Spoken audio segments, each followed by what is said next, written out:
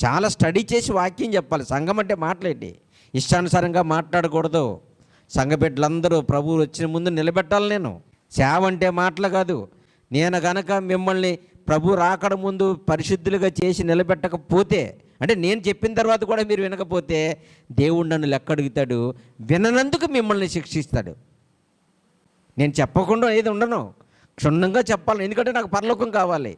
ఏమండి, నాకు పరలోకం ఎప్పుడు వస్తుంది? నేను నీతిగా ఉండి యథార్థంగా మీకు చెప్పినప్పుడు. సేవకుడు యథార్థంగా ఉండాలి.